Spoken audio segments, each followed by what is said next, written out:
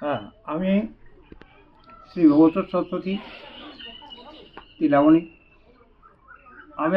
আমার একটা অনুরোধ যে এই যে শুনছি একটা উৎকল ব্রাহ্মণ সোসাইটি মানে একটা ইয়া হয়েছে, কিন্তু এটা কিন্তু সমস্ত পুরোহিত দিকে যারা সাত্ত্বিক মানে সাত্ত্বিক খাদ্য বা সাত্ত্বিক পোশাক পরিচ্ছদ নিয়ে আছেন এবং সেই সত্য কর্ম করে যাচ্ছেন, তাদেরকে এক হয়ে এই সমাজে নামতে হবে, নামে এবং সেই জিনিসগুলোকে পালন করে সমস্ত কর্মগুলো করতে হবে।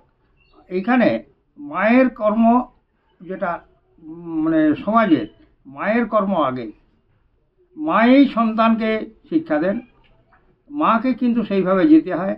যেমন একটি মেয়ে, সে হয়তো মায়ের কাছে থাকছে, তারপরে বিবাহের সময় পর সে শাশুড়ি মায়ের কাছে যায়, কিন্তু এইখানে মায়ের কাছে যেমন শিক্ষা পেল, সেখানে কিন্তু শাশুড়ি মায়ের কাছেও সেইভাবে যেমন সৎ শিক্ষা পায়।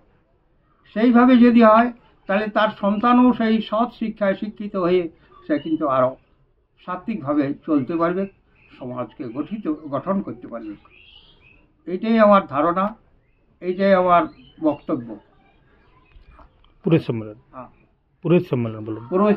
পুরোহিত দিকেও সে কিন্তু এক হয়ে সেইভাবে কিন্তু সহযোগী হয়ে একটা কিন্তু মিটিং বা সমবেত হয়ে সেই কাজে অগ্রণী হতে হবে।